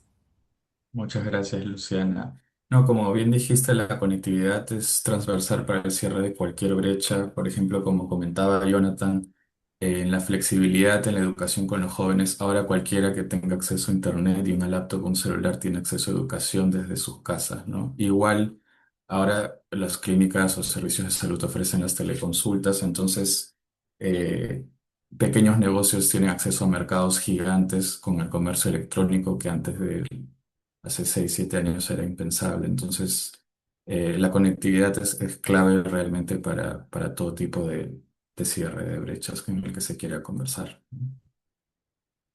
Con esto cerramos el primer bloque. Pedro, te paso la palabra. Muchas gracias, Amir. ¿Qué tal? Em, y también gracias a Jonathan, a Luciana y a Víctor por habernos acompañado en este primer panel. Como ustedes han visto, hemos tenido la oportunidad de poder ver todo lo que es relacionado a sostenibilidad en áreas muy importantes como lo son la educación, la salud y las telecomunicaciones. En este panel me ha tocado el honor de poder moderar todo lo referido con qué está haciendo el sector privado o qué se proyecta desde el sector privado en un ámbito tan igual de importante como todos los demás que hemos estado escuchando, que es el área ambiental. Y para ello tenemos a Ian Nightingale, que es gerente ejecutivo de Desarrollo Sostenible de Alicorp, a Sara Alcántara, directora de Asuntos Corporativos, Gobierno y Sostenibilidad de Bacus, y a Daniela Chávez, que es jefe de sostenibilidad de Cencosud, a quienes les doy la más cordial bienvenida y les pido por favor que vayan prendiendo sus cámaras para poder verles. ¿Qué tal? Listo, ahí está. Quiero empezar este panel haciendo bueno, una pregunta vinculada a la coordinación entre el sector privado y el sector público. Para darles un poco más de contexto, en el Perú conviven tres dinámicas ambientales que hemos visto que no terminan de articularse al 100%. Tenemos por un lado que el gobierno central asume compromisos de mediano plazo. Por otro, de otro lado, tenemos que estos compromisos no dependen del gobierno central solamente, sino también de gobiernos subnacionales, ¿no? Los regionales y municipales, que tienen capacidades cada uno bastante desiguales. Y en paralelo tenemos el sector privado que opera con sus marcos propios de reporte, metas, plazos, y alineados en varios casos a estándares internacionales más que a la propia regulación local que a veces queda rezagada. Desde su experiencia, ¿qué condiciones harían falta para que estos tres planos dejen de operar como compartimentos estancos, como islas separadas? ¿Y qué rol puede asumir el sector privado en esta articulación, pero sin reemplazar a lo que el Estado debería de ir haciendo también? Ian, comenzamos contigo, por favor. Sí, Pedro, confírmame que se me escucha bien, por favor. Se te escucha perfecto, fuerte y claro. Excelente, muchas gracias. Bueno, ahí, y de hecho yo tuve una oportunidad de participar hace ya varios años en digamos, en la construcción de una estrategia de mitigación y adaptación al cambio climático, que son las contribuciones nacionalmente determinadas. De hecho, y en ese proceso, y después de ese proceso, he entendido que en el Perú normalmente tenemos, desde el sector público, por lo menos en el ámbito de sostenibilidad, buenos planes. No necesariamente esos planes se aterrizan concretamente en ejecuciones que hoy día generen grandes resultados, pero existen metas. Existen metas de mediano o largo plazo. Estas NDCs están además alineadas con marcos internacionales, que también son los mismos marcos internacionales basados en ciencia que guían al sector privado en la ejecución de sus metas, ¿no? Por eso no es difícil que una empresa, buscando alinearse a estos marcos internacionales, encuentre que también tiene un estrecho alineamiento con las NDC, ¿no? Y de hecho, por supuesto, como comentaba, muchas de estas brechas y muchas de esas contribuciones nacionalmente determinadas tienen brechas sustanciales en capacidades, en financiamiento, en articulación. El desafío desde mi punto de vista no es tanto definir nuevas metas o alinear metas, las metas ya están intrínsecamente alineadas, pero sí toca fortalecer la ejecución y ahí es donde las empresas pueden tener roles interesantes para contribuir a las metas y para mostrar ejemplos concretos de cómo se puede aterrizar esta estrategia en algo muy concreto, ¿no? Muy práctico. De hecho, nuestra estrategia, parte de Alicorp, tenemos como parte de la estrategia de sostenibilidad, tenemos una estrategia climática que ha sido algo en lo que hemos avanzado mucho en los últimos años. Y de hecho es una razón o una de las razones más importantes por la cual fuimos incluidos desde hace 2 años en el Sustainability Yearbook de S&P, que es un ranking básicamente de empresas de sostenibilidad. Y hoy nos sitúa dentro de las 30 empresas más sostenibles dentro de nuestra industria en el mundo, ¿no? Y esa estrategia climática también está intrínsecamente vinculada con las NDCs y les doy 3 ejemplos muy concretos, ¿no? Las NDCs lo que van a marcar es un conjunto de contribuciones a la mitigación del impacto climático del país o a la adaptación. Yo les voy a dar 3 ejemplos de mitigación que también tienen un poquito de adaptación en algunos casos. La primera es en un ámbito muy particular de eficiencia energética y energías renovables. De hecho, nosotros desde que planteamos las metas en Alicor de reducción de huella de carbono, hemos logrado reducir en los primeros 3 años en 23% nuestra huella de carbono absoluta para todos los alcances de la huella de carbono, que implica no solamente trabajar en nuestra operación, sino también en toda la cadena de valor. Y en ese sentido ha sido muy importante la migración hacia energía eléctrica renovable. Hoy día la energía eléctrica renovable representa el 23% del consumo de la energía eléctrica en Alicorp, y para el 2030 nuestro compromiso, que es algo que de todas maneras vamos a lograr, es que represente el 100% de la energía eléctrica. Entonces, esa es una manera muy concreta, apostando por las energías renovables y por la eficiencia energética, en las cuales contribuimos hacia las contribuciones nacionalmente determinadas del país, ¿no?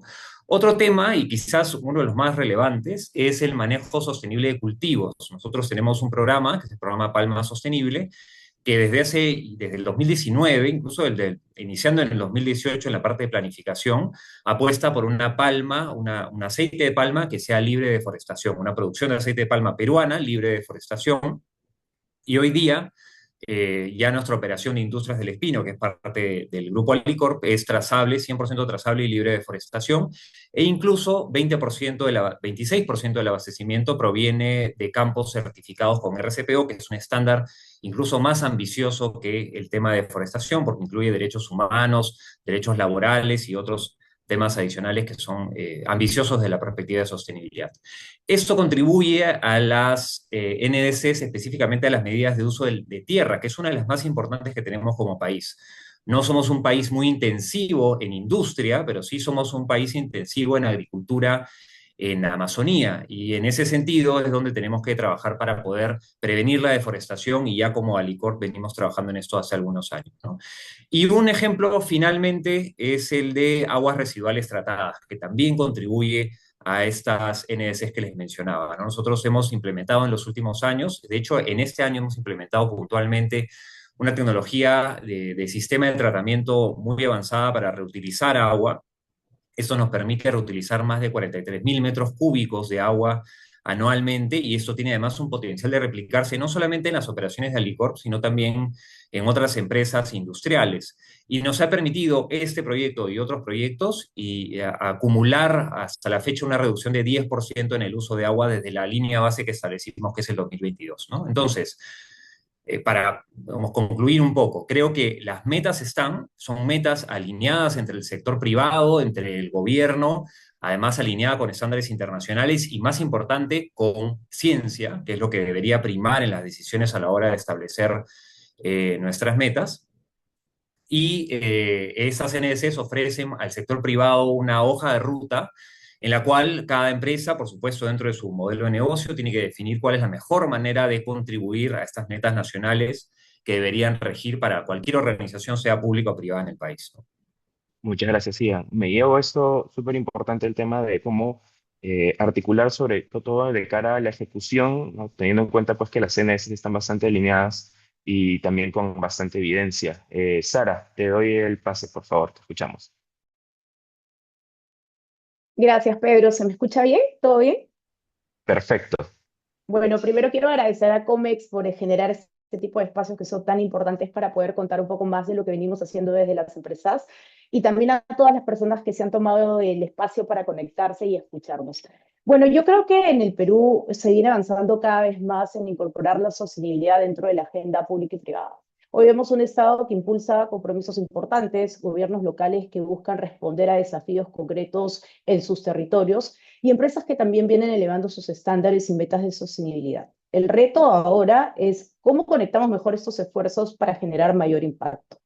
Desde mi experiencia hay tres condiciones que son claves. La primera es generar agendas compartidas. Muchas veces todos estamos trabajando hacia objetivos similares, pero con distintos tiempos, prioridades o incluso métricas. Cuando logramos alinear esfuerzos alrededor de desafíos concretos como agua, residuos o desarrollo de las comunidades, el impacto escala muchísimo más rápido. La segunda también para mí es fortalecer las capacidades a nivel local. Los gobiernos regionales y municipales cumplen un rol fundamental porque son quienes están más cerca de los territorios y de las necesidades reales de las personas. Ahí el sector privado podría aportar en conocimiento técnico, en innovación y capacidad de ejecución, siempre desde una lógica de colaboración. Y el tercero, que también me parece súper importante, es construir relaciones a largo plazo. Los desafíos de sostenibilidad requieren continuidad, confianza y visión compartida. Los mejores resultados, y lo hemos visto en la experiencia, ocurren cuando existe una articulación sostenida entre los actores. Un ejemplo interesante de cómo en el país hemos logrado construir mecanismos de articulación es, por ejemplo, obras por impuestos. Más allá de la infraestructura, este mecanismo ha demostrado que cuando el sector público y privado logran alinearse bajo objetivos comunes, es posible acelerar soluciones concretas para las personas y los territorios. Creo que esa lógica de colaboración puede inspirar también a otros desafíos vinculados a sostenibilidad y desarrollo territorial.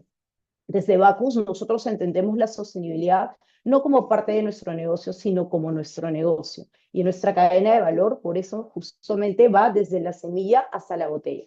Por ejemplo, en temas de agua, agricultura o consumo responsable, hemos aprendido que las soluciones funcionan mejor cuando se construyen junto a autoridades, comunidades y aliados técnicos. Bacus ha sido la primera empresa en este país que ha tenido obras por impuestos y evidentemente la experiencia que vemos en ese mecanismo nos da y nos permite poder ponerlo como ejemplo en este tipo de situaciones. Y creo que es justamente el rol que puede asumir el sector privado, no reemplazar al Estado, sino complementar capacidades, acelerar innovación y ayudar a movilizar soluciones que pueden replicarse y escalarse, porque al final la sostenibilidad no se construye de manera aislada, se construye articulando esfuerzos y generando valor compartido, Pedro. Muchísimas gracias, Sara. Importante esto de complementar capacidades, ¿no? Sobre la base de lo que Ian nos comentaba, de que ya hay objetivos específicamente determinados y que son comunes y cómo se aterriza esto de complementar capacidades puede ser una manera muy importante y que el privado no reemplace la labor del Estado. Daniela, te damos el pase, por favor. Te escuchamos. Muchas gracias, Pedro. Bueno, muy buenos días. Desde mi parte, considero que el principal desafío hoy no es la ausencia de iniciativas, sino seguir avanzando en una articulación efectiva entre el Estado, los gobiernos locales y el sector privado. Si bien el marco regulatorio en materia de gestión de residuos, por ejemplo, se define a nivel nacional, su implementación recae en territorios con capacidades muy distintas de infraestructura, de operación o de supervisión. Y para el caso específico, el sector privado avanza con sus propios objetivos, muchas veces priorizando estándares corporativos o internacionales. Para lograr esta cooperación, creo que se requieren espacios de coordinación técnica y territorial que permitan alinear prioridades, capacidades y ejecución entre los distintos actores. La gestión ambiental, enfocándome por ejemplo en residuos, depende de condiciones concretas de cada territorio, como la infraestructura disponible, operadores locales, capacidad logística. Actualmente el país enfrenta desafíos en la disponibilidad de infraestructura adecuada para la disposición de residuos, lo que refuerza la necesidad de soluciones colaborativas. Por ello, la articulación no puede limitarse únicamente al plano normativo, sino que debe traducirse en mecanismos de trabajo en conjunto a nivel local, con objetivos compartidos y soluciones adaptadas a cada contexto. Desde Cencosud, nosotros impulsamos la articulación mediante iniciativas de valorización de residuos, principalmente aquellos que son orgánicos, a través del compostaje municipal. Actualmente, nuestras marcas WOM y Metro trabajamos en coordinación con municipalidades en diferentes partes del Perú a nivel nacional, con el objetivo no solo de reducir la exposición final de residuos, sino también de desarrollar soluciones alineadas con las capacidades y necesidades reales de cada territorio. Creo que desde nuestro lado ese es el enfoque y un poco nuestra mirada de cómo deberían ser las colaboraciones con el Estado. Perfecto, Daniela. Súper importante aterrizarlo también en el tema de infraestructura para poder promover soluciones medioambientales desde ese aspecto. Me gusta mucho que los tres han ido como que poco a poco acotándolo mucho más y para acotarlo incluso aún más, Ian, te quisiera consultar por algo. A ver, voy un poco con el contexto. La industria de alimentos tiene un rol clave en la agenda ambiental, ¿no? Ya que estas decisiones impactan sobre todo en el uso de recursos, la eficiencia de los procesos productivos y el aprovechamiento de alimentos a lo largo de toda la cadena. Según la FAO, en el Perú se pierden más de 12 millones de toneladas de alimentos cada año, cerca de más o menos del 47.6% de la disponibilidad anual de alimentos en el país. Para una empresa como Alicorp, ¿qué tan cercana al día a día de los hogares? ¿Cómo se puede abordar este desafío desde la producción e innovación a lo largo de la cadena? Gracias, Pedro, por la pregunta. De hecho, bueno, el tema de pérdida de alimentos en el Perú es bien crítico, como tú has podido mostrar con esa cifra compartida por la FAO, pero es parte de un problema y acá me voy a salir un poquito de lo puramente ambiental, porque, bueno, los retos son socioambientales, esta separación entre lo ambiental y lo social es una ficción en realidad. Si los retos son socioambientales, las soluciones también tienen que serlo, ¿no? Y este tema de pérdida de alimentos es justamente parte de un problema más amplio, complejo y yo diría que además preocupante en el país, que es el problema de inseguridad alimentaria, ¿no? Esto además es un tema clave para la estrategia de, yo diría, cualquier empresa, porque es digamos, una barrera importante para el crecimiento y el desarrollo del país, pero es especialmente importante, evidentemente, para una empresa de alimentos como Alicorp. Somos una empresa que trasciende, por supuesto, los alimentos, pero que nos conocen esencialmente por nuestros alimentos, ¿no? Entonces, este tema de inseguridad alimentaria es un tema que nos preocupa mucho y hay una cifra tan preocupante como la que mostrabas, Pedro, que es las cifras de déficit calórico, ¿no? Esto es un indicador. Hay una plataforma del INEI de seguimiento de los ODS y ahí miro todos los años este indicador cada vez con más preocupación. Y este indicador de déficit calórico es básicamente las personas que no logran consumir la cantidad de calorías que necesitan para vivir una vida normal, una vida saludable, ¿no? Y esto alcanza el 35% del país, ¿no? Es tan preocupante como el indicador de anemia. Esto quiere decir que casi un tercio de la población no alcanza ese número de calorías y además es algo que desde pandemia ha ido incrementando en el tiempo, ¿no? Lo cual nos debería preocupar a todos. Nosotros en Alicor lo abordamos de tres aristas, que como te decía, trasciende lo puramente ambiental, pero comienza con lo ambiental, que es justamente con la reducción de desperdicio de alimentos. Esa es la primera arista de trabajo, ¿no? Nosotros tenemos una iniciativa interna que es multidisciplinaria, es nuestra mesa de desvalorizados, que lo que busca es disminuir y reaprovechar mermas y productos desvalorizados. Y lo que busca además es priorizar la valorización de estos productos a través de donaciones, el reprocesamiento industrial y también para productos derivados como puede ser consumo animal, ¿no? Nosotros hemos reducido en ese sentido, gracias a esta iniciativa, 48% la pérdida entre el 2021 y el 2024, y hoy día representa la verdad que una proporción bastante baja, ¿no? No llega a representar acá, este número lo saqué hace muy poco, no, la pérdida de alimentos en Alicor no representa ni el 0,004% de lo que vendemos. Es bastante más bajo que la proporción que tú comentabas, Pedro, pero igual es un problema que seguimos gestionando para que más pronto que tarde llegue a 0% en absoluto, ¿no? Pero como te mencionaba, no solamente es el tema de reducción de desperdicios, también hay que velar no solo por la cantidad de alimentos que recibe la población, sino también la calidad. Y en ese sentido nosotros tenemos una política nutricional. Lo que buscamos es productos que sean accesibles, asequibles, y además apostamos por la fortificación de productos, ¿no? Recientemente hemos reformulado nuestros cereales Ángel, y hoy día una porción recomendada de cereales Ángel representa el 60% del valor de referencia nutricional de hierro, que es un elemento muy importante para poder luchar contra la anemia, ¿no? Y también tiene vitaminas del complejo B. Y solamente es una parte de un grupo más amplio de alimentos que hoy día nos lleva a comercializar 611 millones de kilos de alimentos fortificados en el país anualmente, ¿no? Entonces, velamos por la cantidad, que es que los alimentos que producimos efectivamente lleguen al mercado de forma accesible y disponible para la población, pero también que sean alimentos de calidad con esta fortificación que te comentaba que nos ayuda a enfrentar el déficit calórico, pero también la anemia, ¿no? Y otro tema que nosotros desde hace algunos años comenzamos estas dos iniciativas tienen mucho que ver con nuestro negocio, pero a veces los problemas son tan complejos que obligan a las empresas a salirse del marco propio de su negocio. Y en ese sentido comenzamos a trabajar con unos aliados, un programa que además aprovechaba mucho la experiencia que teníamos trabajando con microempresarios.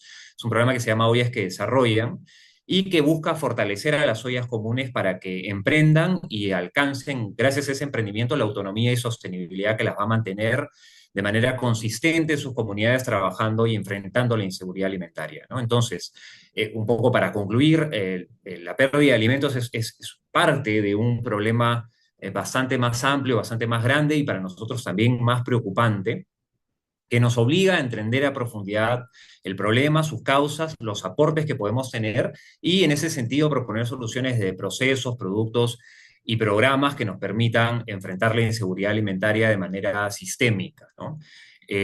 Con eso termino y quería agradecerle a COMEX por la organización, a ti Pedro por la moderación y también a quienes se han conectado por la atención durante este espacio. Muchas gracias, Ian. Sí, bueno, creo que mejor no lo puedo explicar yo. el tema ambiental también se introduce muchas veces en una cadena de problemas mucho más sistémicos e importante lo que Alicorp está haciendo a través de estos tres pilares, de estos tres ejes de actuación. Sara, voy contigo. Específicamente quisiera hablar sobre temas de gestión de agua. Como sabemos, esta actividad presenta un desafío clave para la sostenibilidad del sector productivo, específicamente donde este recurso se encuentra distribuido de manera bastante desigual. De acuerdo con la Autoridad Nacional del Agua, en la vertiente del Pacífico reside el 66% de la población peruana, mientras que la zona solamente concentra el 2,2% del agua superficial del país.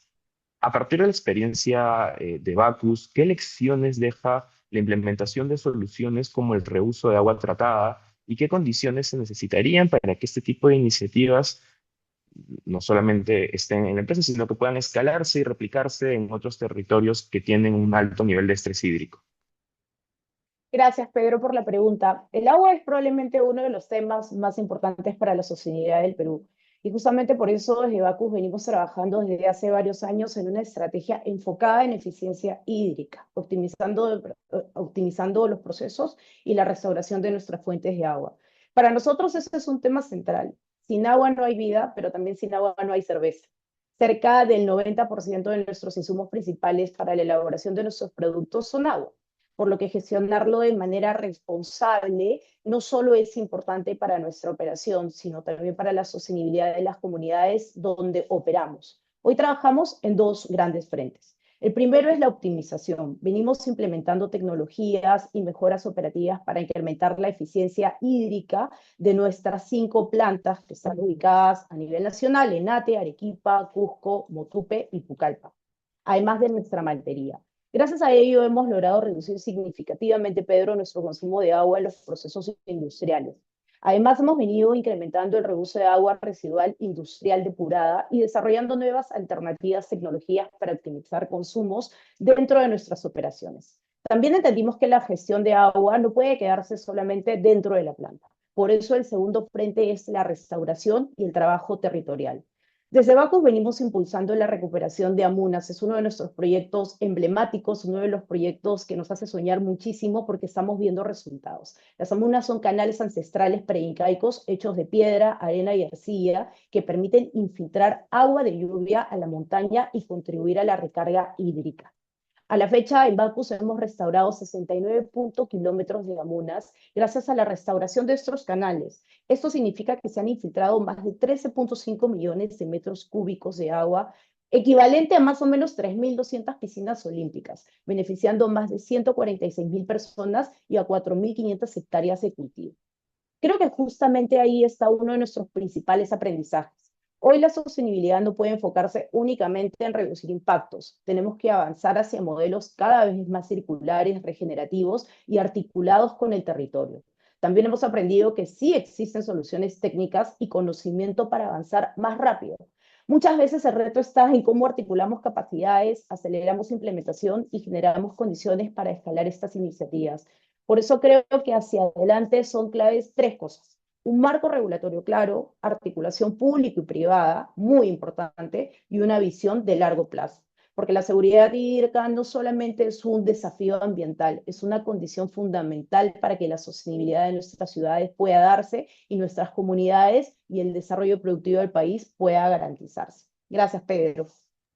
Gracias a ti, Sara. Me estoy llevando muchas frases de impacto. Reconozco que la primera que me llevo es la de sin agua no hay vida, no hay cerveza, pero definitivamente creo que algo que destaco muchísimo de lo que comentas es esto de aprovechar y poder restaurar aquellos mecanismos prehispánicos que teníamos y que podrían servir como elemento base para poder ya no solamente mitigar, sino poder ir más allá y tener un modelo mucho más circular. Daniela, cierro este panel con una pregunta para ti. De acuerdo con el MINAM, el Perú aprovecha apenas el 2,1% de los residuos sólidos generados en hogares, comercios y espacios públicos urbanos, una cifra que evidencia lo lejos que está aún el país en gestión de residuos de economía circular. Y al mismo tiempo, el sector retail tiene una influencia importantísima en los hábitos de consumo diarios, desde el uso de empaques hasta el aprovechamiento de los alimentos en el hogar.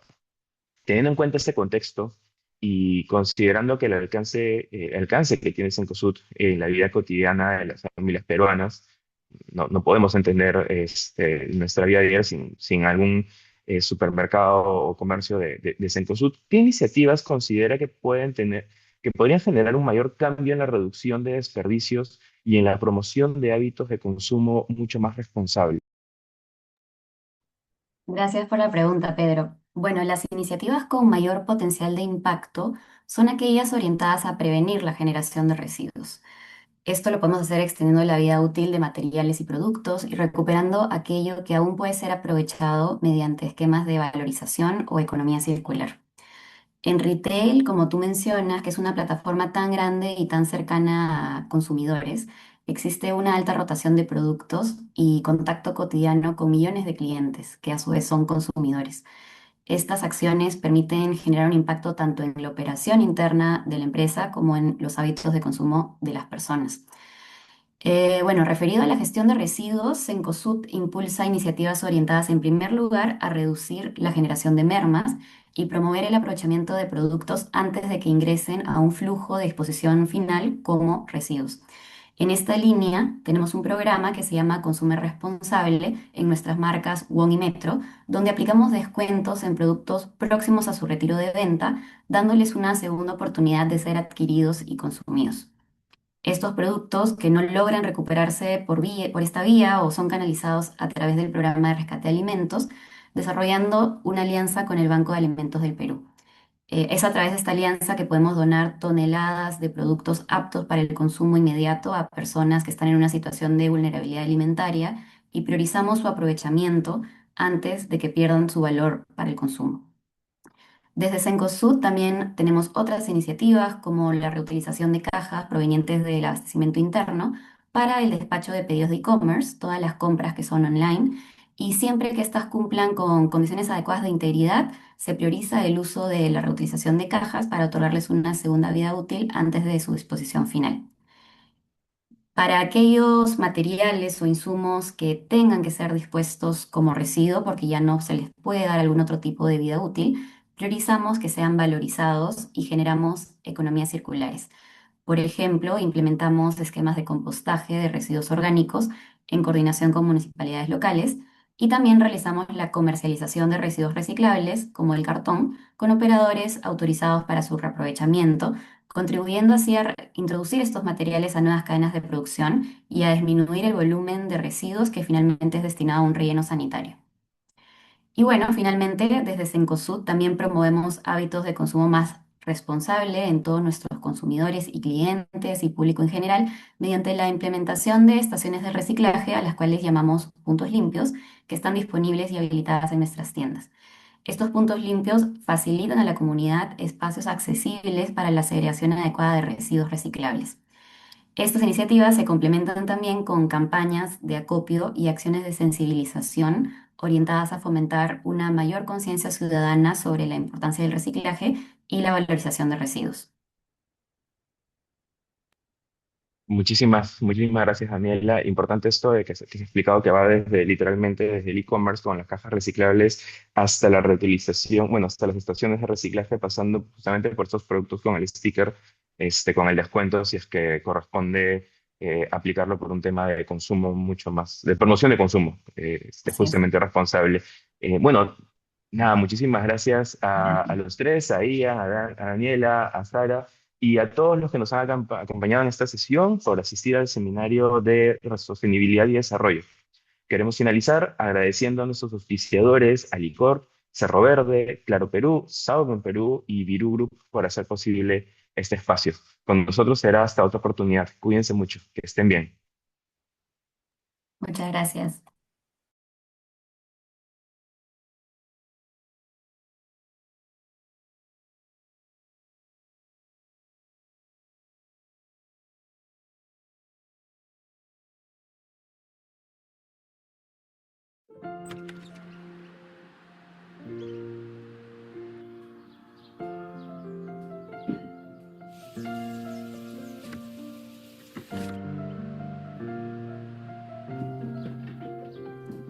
Some motor que hace crecer a este país. Somos ese ritmo que te impulsa a seguir. Somos el motor que mueve todo alrededor. Somos la esperanza de un mañana mejor. Es mi inspiración para ser mejor. En costa, sierra y selva, nuestro motor siempre será mamá. ¡Feliz Día de la Madre a ustedes, que son el motor del país! Alicorp.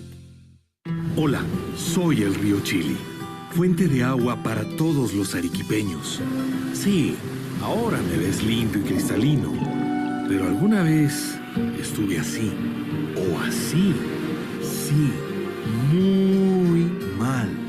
Y eso no me dejaba ayudar a crecer y cuidar a mi querida Arequipa.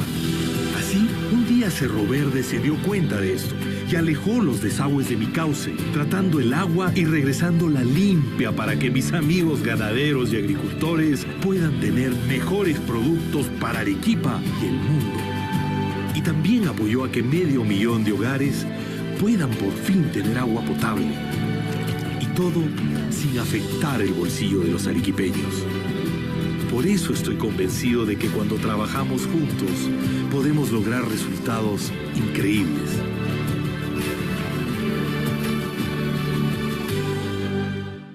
Cuando las niñas se acercan a la tecnología, descubren nuevas oportunidades para su futuro. En el Día Internacional de las Niñas en las TIC, nos unimos para inspirar a más mujeres a liderar el mundo digital y las ciencias STEM. Junto a la Unidad de Servicios Empresariales de Senati y Educativa Robotics, creamos entornos seguros de robótica, donde el aprendizaje práctico y la creatividad no tienen límites. Trabajé en grupo con mis amigas, armamos y fue una experiencia muy bonita. Lo que más me ha gustado fue vivir esta experiencia con mis amigas y armar con todo mi grupo. Fue una experiencia muy linda.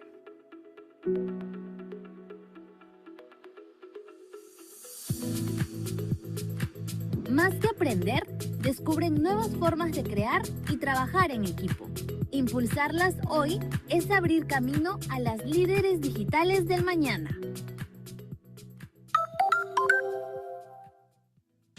En un mundo que exige cada vez más transparencia y sostenibilidad, una empresa peruana da un paso adelante y demuestra que otra minería es posible.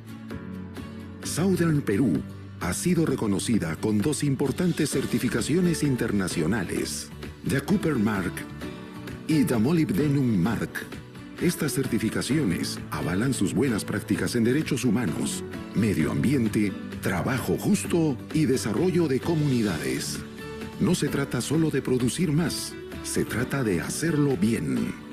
Minería con rostro humano, protección de ecosistemas, transparencia y trazabilidad en cada etapa. Por ejemplo, desarrolló los humedales más extensos de la costa peruana que se han convertido en un refugio de biodiversidad. Inversión conjunta para la represa de Cularjahuira, que beneficia a más de 500 hectáreas agrícolas. Southern Perú no solo invierte en minerales, invierte en futuro y forma parte del top 5 de empresas con mayor inversión en obras por impuestos en el país. Cada proyecto ejecutado está alineado con los Objetivos de Desarrollo Sostenible de las Naciones Unidas. La minería del futuro no es solo eficiente, es justa, humana y comprometida con el Perú. Súmate a la minería responsable. Comparte esta historia. Southern Perú, minería que crece contigo. En la costa occidental de Perú, donde las tradiciones antiguas se encuentran con la modernidad, construida sobre siglos de sabiduría, se encuentra el escenario perfecto para una de las agriculturas más avanzadas del mundo. Somos Virú, un grupo internacional único e integrado verticalmente, líder en el sector agroindustrial, con más de 30 años de sólidas relaciones comerciales y el mayor productor de frutas y verduras en conservas y congeladas en Perú, para más de 50 países de todo el mundo. Con más de 13.000 hectáreas de cultivos y 11 plantas de procesamiento de última generación, estratégicamente ubicadas en la costa peruana y la selva amazónica, junto con nuestras plantas de producción en España.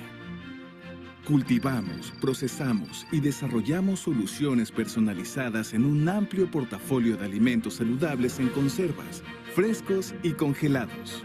Birú, naturalmente adelante.